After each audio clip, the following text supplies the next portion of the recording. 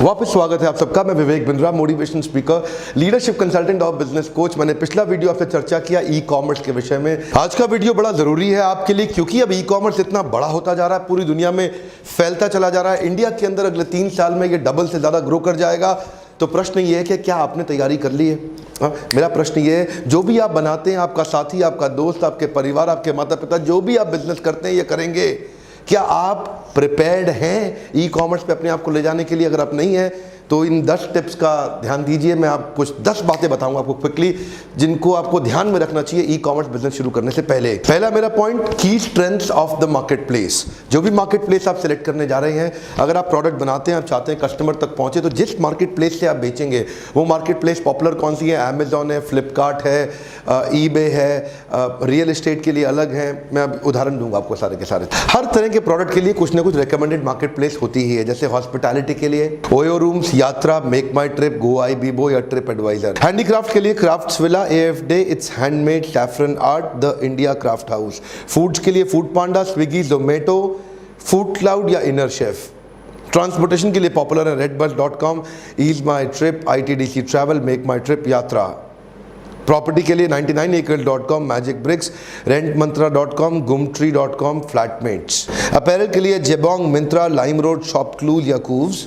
Electronic के लिए Amazon, home shop 18, Croma, नापतोल या इंडिया मार्ट। पहले समझ लीजिए जिसके थ्रू आप अपना माल बेचेंगे, जिस मार्केट प्लेस में, उसकी रीच कितनी ज़्यादा है, कितना दूर तक फैला हुआ है वो मार्केट प्लेस। अमेजॉन जैसे बहुत दूर तक फैला है, उसकी रीच बहुत ज़्यादा है, बहुत अच्छी है। उसमें उसकी गुडविल कितनी अच्छी है, जैसे अमेजॉन की गुडविल बहुत अच्छी है। ईबे बहुत पुराना है लेकिन उसकी ट्रांजैक्शन स्लो होती है। अमेजॉन बहुत तेज है, बहुत अच्छा काम करता है। और ईज ऑफ यूज ईबे में बहुत ज़्यादा। ईबे के अंदर ईबे इतना आसान है कि आप ईबे पे जाएं और फट से आप अपने स्पेशलाइज्ड प्रोडक्ट को जल्दी बेच सकते हैं। थोड़ा ईबे में कस्टमर बेस थोड़ा कम है, तो आपको बेसिकली देखना पड़ेगा जो माल आप बेच रहे हैं वो किस प्लेटफॉर्म पे ज़्यादा सूटेबल है। One more time, come on, जो माल आप बेच रहे हैं उसके लिए कौन सा मार्केट प्लेस ज़्यादा सूटेबल है। हर एक जगह जाके इतनी मेहनत लगा दो और रिजल्ट उतना प्रोड्यूस ना हो, उसका फायदा नहीं। मेरा दूसरा पॉइंट सुनिए। दूसरा पॉइंट है, look for the level and the quality of your competitors. आपके कॉम्पिटिटर्स की स्ट्रेंथ कितनी है, उनकी क्या क्वालिटी, क्या लेवल, कितनी मात्रा में उसी मार्केट प्लेस में कॉम्पिटिटर बैठे हुए हैं। जरा देखो, जरा आंख खोल के देखो, उनको ध्यान से देखो कि कंपटीशन कैसे बिहेव कर रहा है। कंपटीशन ने प्राइसिंग क्या रखी है, उसकी प्रोडक्ट रेंज कैसी है, उसकी पॉलिसीज कैसी है, उसका शिपमेंट कैसा है, वो डिस्काउंट कितना दे रहा है। आप ध्यान से पहले कंपटीशन को मैप कर लें, क्योंकि जो भी आप मार्केट प्लेस सेलेक्ट करेंगे, ऐसा ना हो कि आप मेहनत करें लेकिन कंपटीशन आपको साफ कर दे, साइड कर दे, झटक दे, पटक दे। आपको ऐसा काम करना है कि आपकी पोजिशनिंग और स्ट्रैटेजिक पोजिशनिंग इतनी ध्यान से हो कि आप जाते ही कंपटीशन के मार्केट में सेंध मार दें। कहने को अमेजॉन बहुत पॉपुलर है, उसके पास में सबसे बड़ा मार्केट बेस है, लेकिन नेचुरली कंपटीशन भी बहुत है। लेकिन आपके प्रोडक्ट में किधर ज़्यादा कस्टमर और कम कंपटीशन, उसका ध्यान रखना आपके लिए जरूरी है। तीसरा पॉइंट है, presentation and catalogue catches the eye ball attention. क्या मतलब है इसका?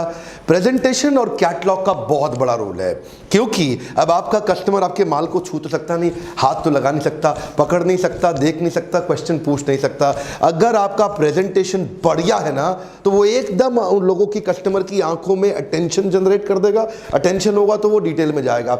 जैसे ही प्रेजेंटेशन के बाद डिटेल में जाएगा, कैटलॉग को एक्सेलेंट रखिए। उसकी कलर डिजाइंस, उसकी फोटोग्राफ्स कितनी अच्छी हैं, कितना पावरफुली विजुअली प्रेजेंटेड है, और साथ में उसमें प्राइसिंग और डिटेल की सारी ऑप्शन। कैटलॉग में इतना इंफॉर्मेशन दे दो, इतना इंफॉर्मेशन दे दो कि कस्टमर एंगेज हो जाए, आपके साथ इन्वॉल्व हो जाए। एक बार कस्टमर घुस गया अंदर, एंगेज, इन्वॉल्व हो गया, चांसेस है आपका माल लेके ही बाहर निकलेगा। इसके अंदर ईबे बहुत अच्छा है, कस्टमाइजेबल प्रोडक्ट ऑप्शंस भी क्रिएट करके देता है। You can give different ways of product information to your customer. पूरी रेंज आ जाएगी जनरल डिस्क्रिप्शन की, जिसमें आपका ब्रांड, आपका नेम, आपका कलर, आपका टाइप, मटेरियल, साइज, स्टाइल और यूपीसी कोड और ISBN नंबर भी रहता है। तो आपको ढूंढना है कि आप कैसे इतनी डिटेल और एग्जैक्ट मोस्ट नीडेड डिटेल दें, कस्टमर आपके पास आ जाए। अगला पॉइंट है मर्चेंट सपोर्ट सर्विस।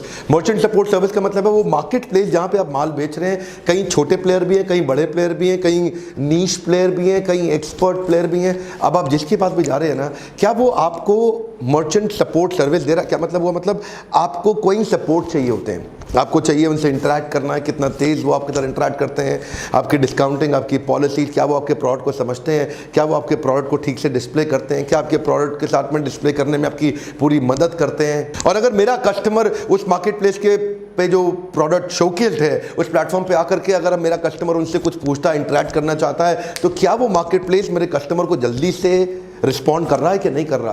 क्या वो मार्केट प्लेस यानी कि अमेजॉन, फ्लिपकार्ट, ईबे जो भी है ना, मिंत्रा जो भी है, सब के सब ये रिस्पॉन्ड ठीक कर रहे हैं? तो कई जगह पे अगर आपका प्रोडक्ट बहुत अच्छा है तो ये एक्स्ट्रा मेहनत आपके साथ करते हैं, कभी कभार ये आपको इग्नोर कर देते हैं। अपने मार्केट प्लेस को स्टडी करिए ज्वाइन करने से पहले। और आपको पता है ईबे के बहुत स्पीडी रिप्लाईज नहीं होते, उनका सपोर्ट सिस्टम थोड़ा कमज़ोर होने के कारण कई बार आप जैसे लोग ईबे से दुखी हो जाते हैं। अगला पॉइंट है फी, ROI एंड मार्जिन्स। इसको ऐसे कह लेते हैं, मार्जिन, फी एंड ROI। जो भी आप प्लेटफॉर्म पे जाते हैं जाके देखिए कि आपको आपके प्रोडक्ट पे मार्जिन कितना मिल रहा है। फॉर एग्जाम्पल उसका MRP था 100 रुपया और अब आपको कितना पैसा उसमें मिल जाता है, दैट्स योर मार्जिन।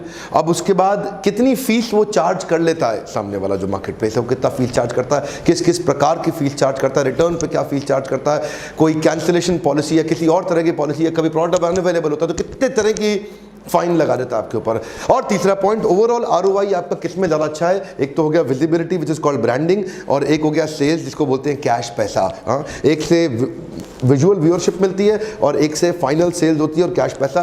इसको भी ध्यान रखना बड़ा जरूरी है before you actually decide your channel. अगला पॉइंट है शिपिंग चार्जेस एंड मैकेनिज्म। ये शिपिंग मैकेनिज्म या चार्जेस, इसका क्या अर्थ हुआ? इसका बड़ा सिंपल अर्थ है कि हर पोर्टल की एक अपनी पॉलिसी है, उनका एक अपना स्टाइल है हर एक मार्केट प्लेस का। आपको देखना है कि शिपिंग आप खुद करना चाहते हैं, क्या वो आपके लिए ज़्यादा कन्वीनियंट है, या फिर दूसरे केस के अंदर शिपिंग वो मार्केट प्लेस खुद भी आपके बिहाफ पे कर देगा और आपको चार्ज कर लेगा। जैसे फ्लिपकार्ट 10% चार्ज कर लेता है, लेकिन वैसे हर जगह पे प्रोडक्ट लाइन के हिसाब से सबका अलग अलग है। आप देखिए अगर एकदम रीजनल मार्केट में माल बेच रहे हैं, एकदम आजू बाजू बेच रहे हैं, तो आप खुद भी शिपिंग कर सकते हैं। या फिर कई लोग सोचते हैं यार ये लॉजिस्टिक्स का जो टेंशन है ना, ये मेरे को नहीं लेना, मैंने प्रोडक्ट दे दिया, अब आप खुद ही बेचो, खुद ही करो, मेरे को पैसा दे दो। See what is your style of doing business, आपको क्या ज़्यादा कन्वीनियंट है। नेटवर्क चूज करने से पहले सिस्टम एक्सेस और कंट्रोल के बारे में ज़रूर जांच लें। आपका जो मार्केट प्लेस है क्या वो आपको एक्सेस कंट्रोल दे रहा है कि नहीं दे रहा, क्योंकि कई मार्केट प्लेसेस हैं वो आपको ठीक से एक्सेस कंट्रोल नहीं देंगे, आपको अपने ज़्यादा प्रोडक्ट शोकेस भी नहीं करने देंगे। आपको मान लो आपके पास 100 आइटम हैं और वो आपको बोलेगा कि आप 10 ही दिखा सकते हो, बाकी 90 नहीं दिखा सकते, लेकिन आप बाकी 90 भी दिखाना चाहते हो, दिक्कत आती है। तो पता करिए कि इस केस के अंदर कौन सी मार्केट प्लेस आपके लिए सूटेबल है। उदाहरण के लिए maximum minimum number of listing पे वो कंट्रोल कर देते हैं। Restriction on selling in specific region, कई बारी वो कुछ खास जगह पे आपको बेचने के लिए मना कर देते हैं। या access provided to customer data, जिसका मतलब है कि आपको कस्टमर का डेटा वो कभी नहीं देंगे, कस्टमर का डेटा अपने पास ही कंट्रोल करके रखेंगे। फॉर एग्जाम्पल अमेजॉन अपने बायर का ईमेल एड्रेस आपको कभी नहीं देगा। अमेजॉन क्या कहता है, ये आपका कस्टमर नहीं है, ये मेरा कस्टमर है, आपने तो अपना माल बेचा है लेकिन ये मेरी मार्केट प्लेस या कस्टमर। तो अमेजॉन अपना ईमेल एड्रेस नहीं शेयर करता। पेमेंट मैकेनिज्म जरूर ध्यान रखिएगा, क्योंकि बिजनेस कर रहे हैं आप और अगर टाइमली पैसा ही नहीं आया, आपका वर्किंग कैपिटल सारा हाथ से निकल गया, माल भी बिक गया, पैसा भी नहीं आया, टाइम ज़्यादा लग गया, अगला माल खरीदने के लिए पैसा आपके पास होगा ही नहीं। सब्जी वाला जब सब्जी बेचता है ना ठेले पे, आप लोग देखते हो, तो वो शाम तक सारी सब्जी बेच के ख़त्म करके ही उठता है। क्यों? उसको कैश चाहिए अगले दिन के धंधे के लिए। अगर कुछ बिजनेस मार्केट प्लेस ऐसी हैं जो आपको कैश काट के देती हैं, ज़्यादा काटती हैं, टाइम भी नहीं देती, बहुत लेट देती हैं, तो उसमें दिक्कत है, उसको कंसिडरेशन में ले लीजिए। उदाहरण के रूप में जब with holding of the payment होता है तो अमेजॉन कई बार 14 दिन से 90 दिन तक लगा देता है एक स्मॉल सेलर को पैसा वापस करने में। शॉपक्लूज 30 से 90 दिन लगाता है, फ्लिपकार्ट 45 से 120 दिन तक लगा देता है। नौवां पॉइंट, रिटर्न्स एंड रिफंड्स। ये बड़ा इंपॉर्टेंट है। कई बार आपका मार्जिन ही बड़ा कम है और रिटर्न रिफंड के अंदर आपका पूरा धंधा वैसे ही खराब हो जाता है। क्या होता है, कई बार फेक ऑर्डर्स आ जाते हैं, किसी ने मजे लेने के लिए ऑर्डर कर दिया, उसको खरीदना ही नहीं था, या वो था ही नहीं, या वो आपको कॉम्पिटिशन था, वो आपको तंग करना चाहता था। दूसरे केस के अंदर कई बार डिफेक्टेड प्रोडक्ट चला जाता है, वहां पे रिटर्न रिफंड की क्या पॉलिसी है। तीसरे केस के अंदर कई गुड्स रिटर्न हो जाते हैं, या फिर कभी कभार चेंज करना पड़ता है, या वो नई चॉइस मांग लेता है। तो ये जितनी बारी वापस आएगा, रिवर्स लॉजिस्टिक्स होगा, कॉस्ट तो बढ़ेगी।